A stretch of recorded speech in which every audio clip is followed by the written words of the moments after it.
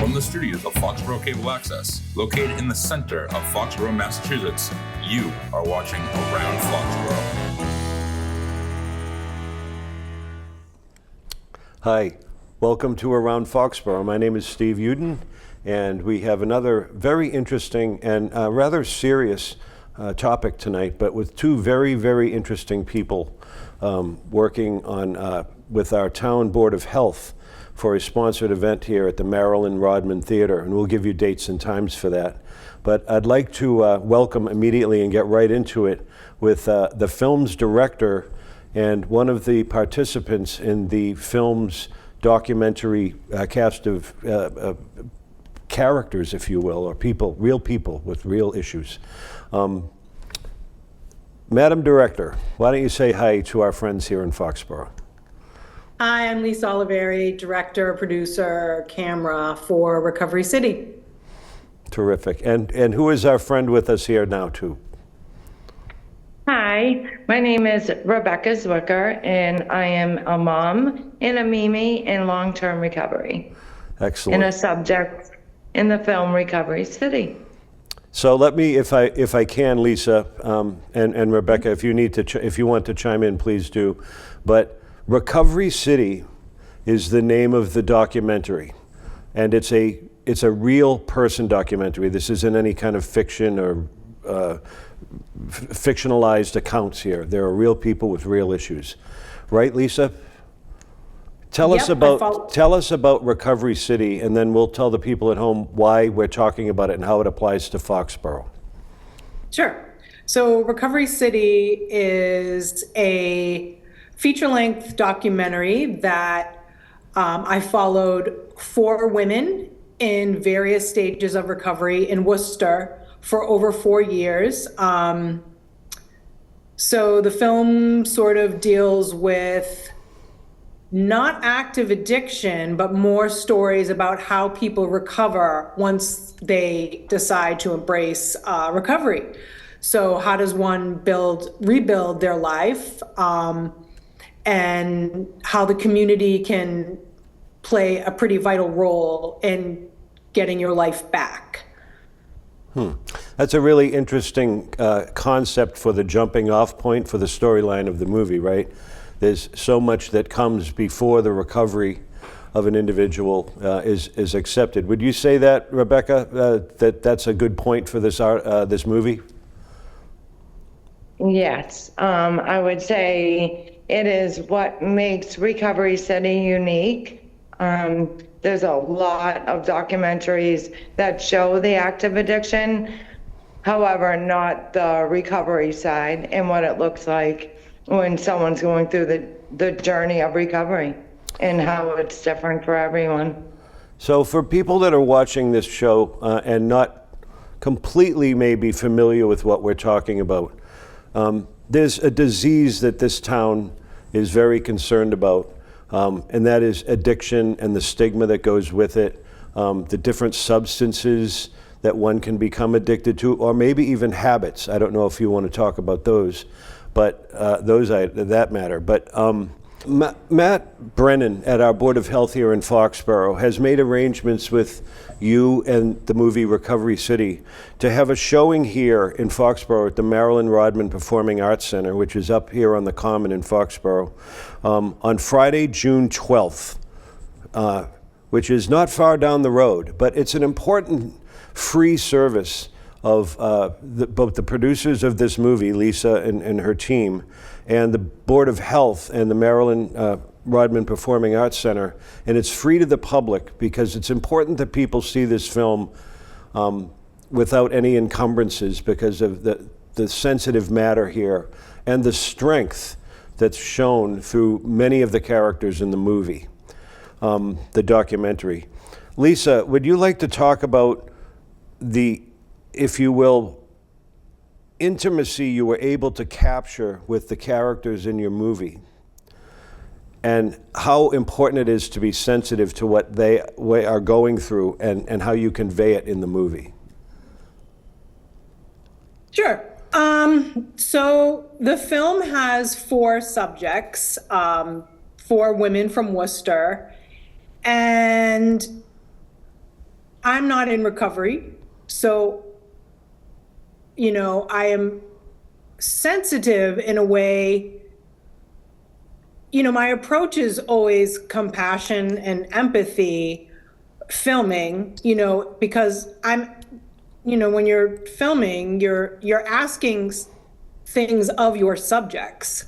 You're asking them personal questions. And, sometimes that's not always comfortable, but we didn't just sort of jump into the filming. We had conversations about what I envisioned the film looking like, right? So I didn't want it to be like an episode of Intervention where you see people at their absolute worst, and then this family sweeps in to intervene. They go off to detox and rehab, and they come out and they're shiny and they're new and everybody's happy. But then we never find out what happens after.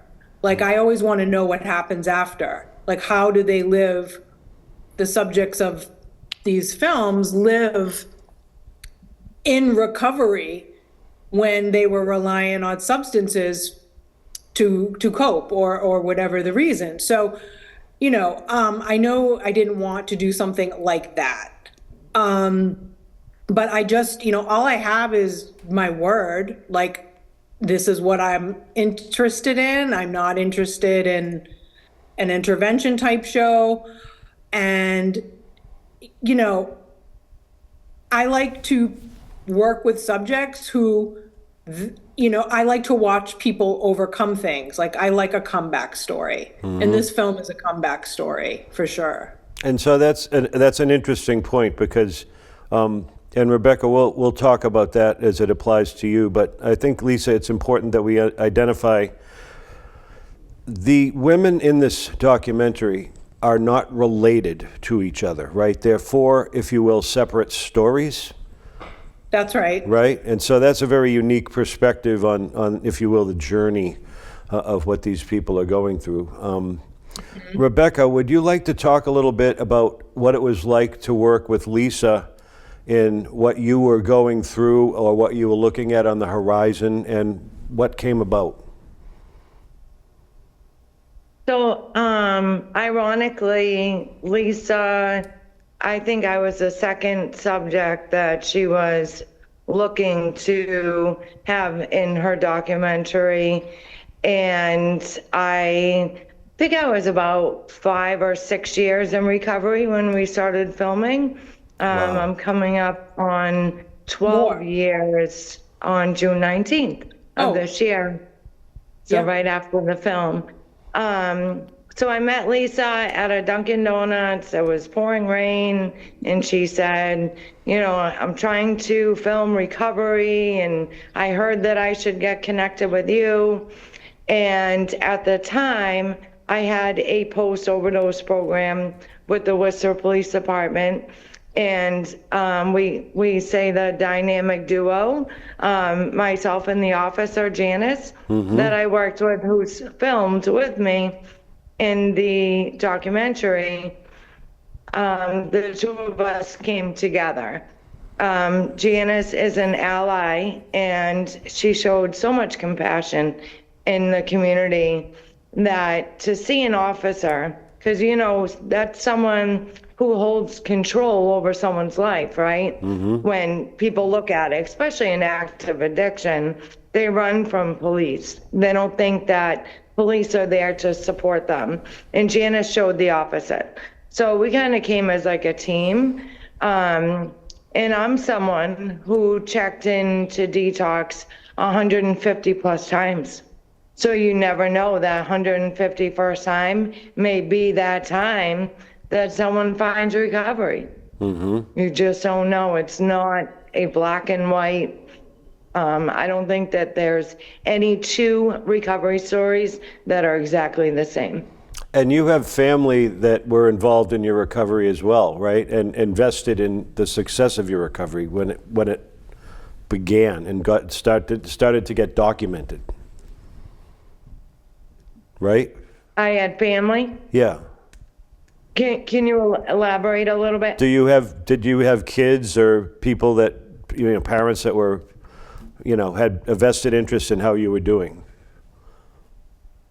Yes, yep. So, my parents had a 12-year history of my addiction, and I grew up in Upton, and they, personalized it, thought that, what did they do wrong? They didn't, raise me this way. They raised me with morals and respect and hard worker. And, the reality is addiction can happen to anyone. Doesn't matter your upbringing, 2-parent, 1-parent, no parents, it can happen. And my father, if I don't like to promote incarceration for someone to come into recovery. However, that is my story. And the judge did detain me and put me in Framingham for a 7-day MCI Framingham detox, and which was not really detox. And when I went back to court, my dad was there.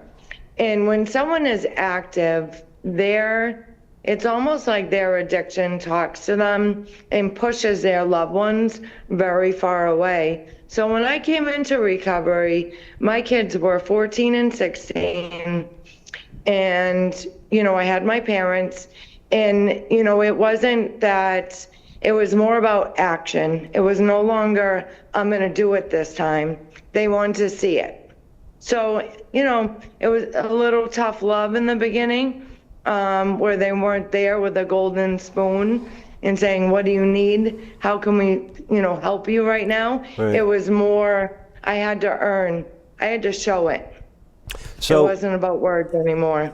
So having just listened to that, Lisa, I have to say thank you to Rebecca, as maybe you already have, because you've allowed the viewers of this documentary and the director of it, putting it together, an enormous amount of openness in your articulation of what you just said. I mean, the things you just listed and the accomplishments that you've had and the setbacks that you've had and how it's affected people was beautifully done in the last 4 minutes, would you say, Lisa? I mean, this is not a scripted show. It's really remarkable. And Lisa, maybe you can talk about the other 3 women in this show. Sure. And were they different? Or were their situations similar, or did they overlap? Well, there's always similarities, like loss of dignity, loss of your children, loss of people in your family's trust. That's a similarity. Christine is the main subject of the film. And she's the one with the arc in the film. She has 4 children that she's had removed from her care, from DCF, and the film follows her journey to get them back.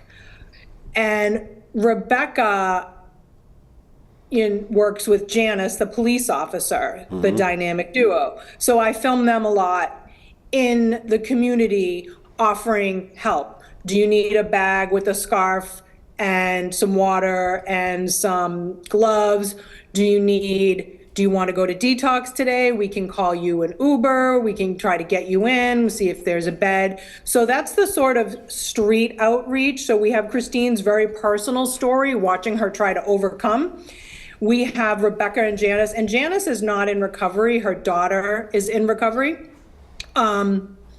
So we have the street outreach team, and then we have Bridget, who works at a peer recovery center in Worcester during the film she did.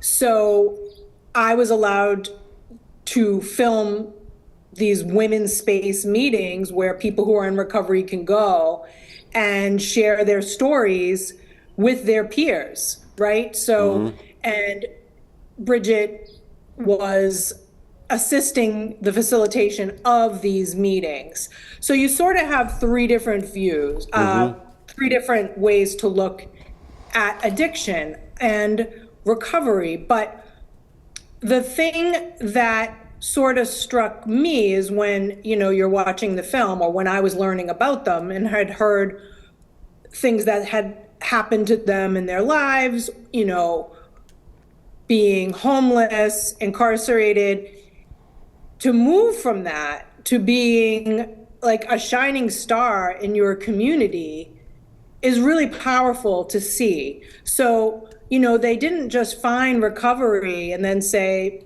I'm out, good luck. They found recovery and went back to pull people up who are still sick and suffering. And I think that Yeah. you have to be a real strong person to do that. So if I might speak for Rebecca for a minute, and then she can take her own story over. Rebecca was homeless in Worcester. She goes back to those streets to help people. And being homeless, there's a lot of trauma that goes along with that. So to go back to that, to help other people where that could be a really triggering experience, is a testament to who she is as a person and not as an addicted person, who she is as a person. Right. Her true self.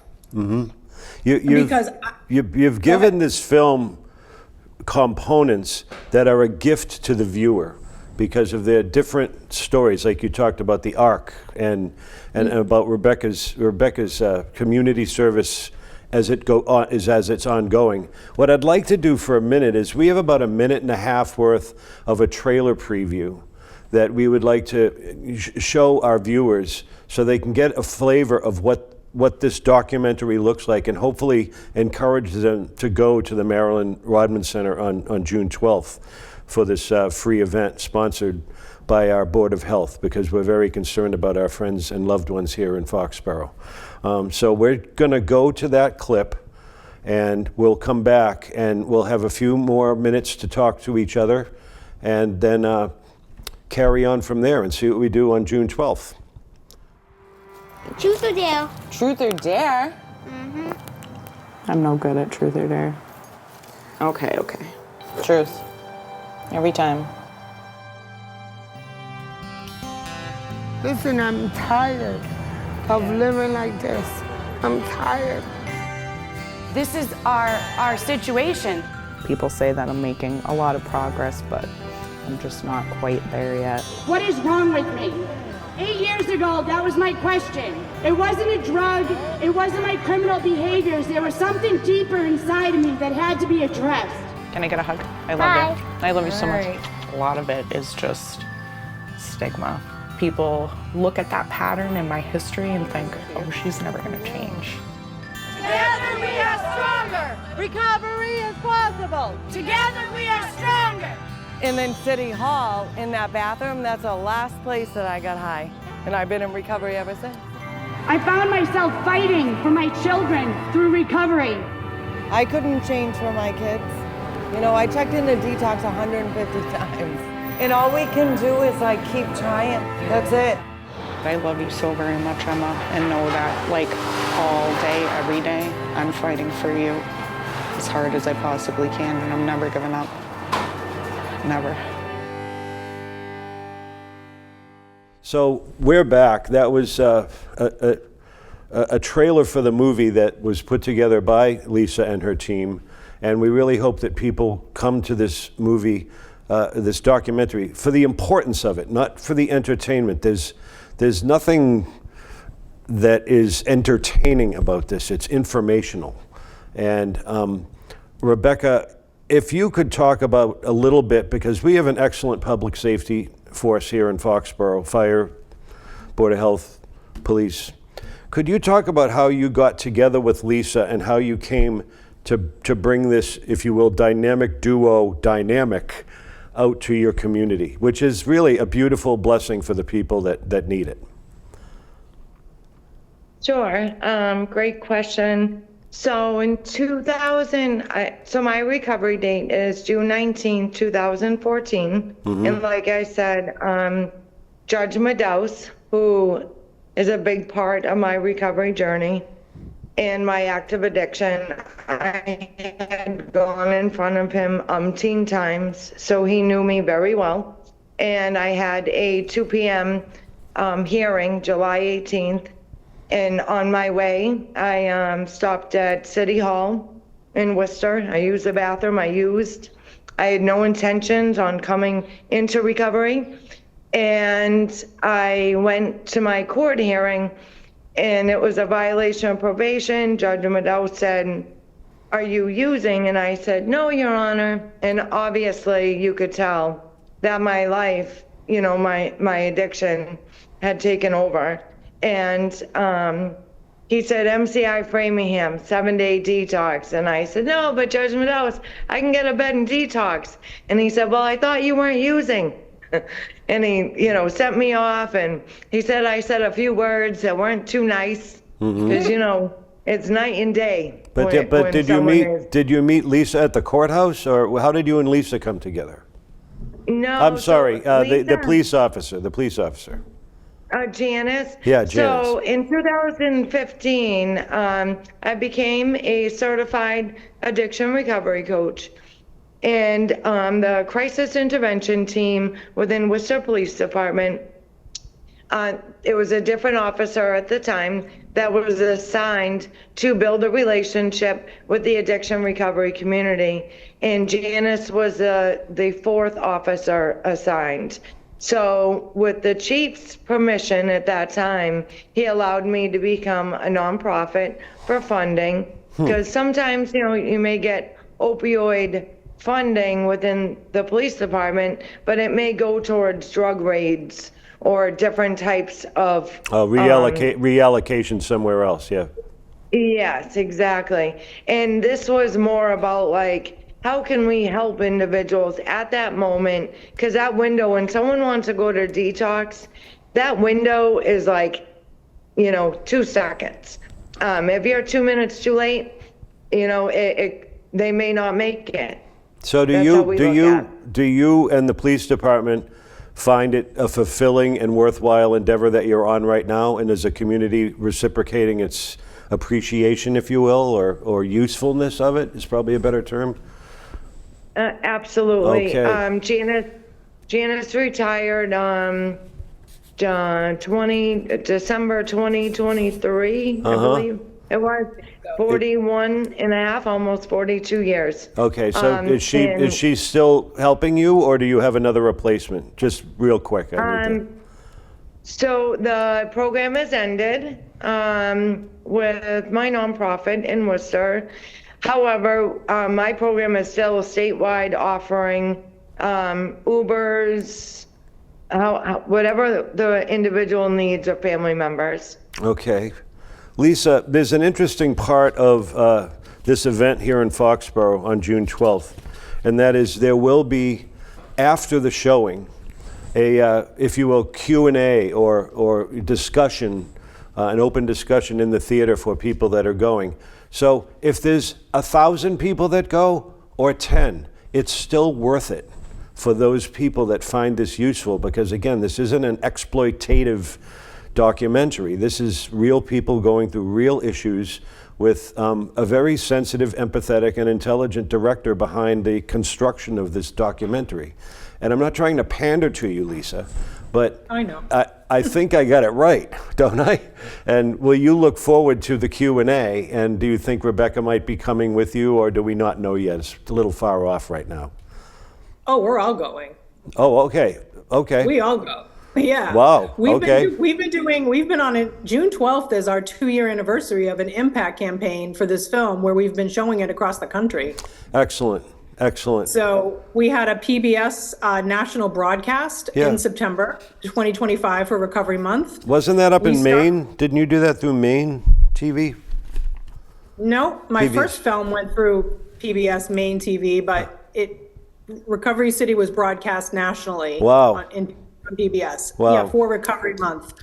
So we started our impact campaign and our festival run prior to that. We got it, quite a few festivals, and we decided we wanted to bring the film to communities that could need it. It wasn't enough just to make a film. We wanted it to be powerful where it could help people. And we actually, we wrote a bill with Representative David LaBeouf, who is a rep in Worcester, who is in recovery himself, and he recovers out loud, which, we are big proponents of. And our bill is H 3950. And it's a bill that, tries to, for people who have issues with substance use disorder and DCF involvement, we're trying to make some changes for people with both of those. So that's what we've been working on. This has been fantastic. We only have a few more minutes left, and I know it sounds like a trite cliche, but I work on a timer. So I just want to reiterate that on June 12th, starting at 6 p.m., the doors will open, and the film will begin screening at 7 p.m. So it will be an interesting, if you will, period of time from the beginning to the end to the Q&A after, and hopefully have an impact, if you'll excuse that term. I know it's your term, but on people coming to see here in Foxborough this documentary. Rebecca, I can't thank you enough. You can tell this is an extemporaneous show and there's no really script, but thank you so much. You've affected me at the level of my faith in my heart, and I really appreciate talking to you, and I hope our viewers do too. And Lisa, thank you for putting this together. You could have been filming giraffes at the Franklin Park Zoo, right? But we're doing something that really matters to our population, not just in Worcester, but really all over the place, right, Rebecca? We have to, you're throwing a humongous net of information to these people through this film, and I want to thank you both. Let's give you each a minute or two to say goodbye and encourage people why they should come to see the film, or entice them or nudge them just a little further to come see this film on June 12th. Well, you're going to be there, right? Probably. I'm a very famous person in high demand here at Foxboro Cable Access, so, I'll try, but I'd love to meet you both in person. Well, I'll be there June 12th, so you should come and tell all your friends. Okay, it's beautiful. The Q&A is the best part. Rebecca, thank you for your openness and your gift of giving your story to not just the documentary, but to the people that see it and watch it. Thank you. Yeah, did you want to say goodbye or say who you love or anything? Yeah, I would just like to say that the Q&A is known as the meat and potatoes of watching the film, the documentary, and then having us after. And then some people are not comfortable publicly raising their hand. Right. So we stay after, and they can privately come up to us and talk. That's a great way to end. That's a really, really important fact of the showing, the screening. I think it is. I'm sorry that we have to go. I wish we had more time, and I really do look forward to seeing you. I'll try to make it, and I was joking about my fame and all that, you know that.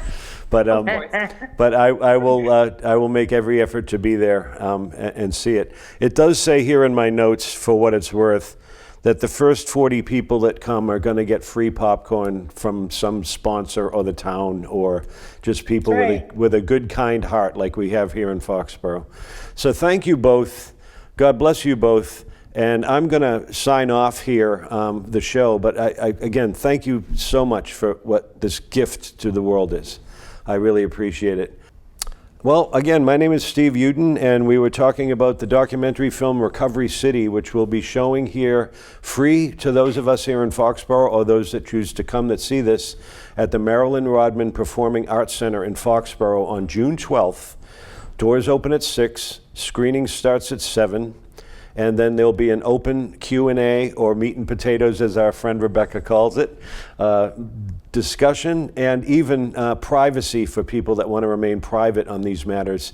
There'll be a means to talk to the filmmaker and the subjects of this documentary.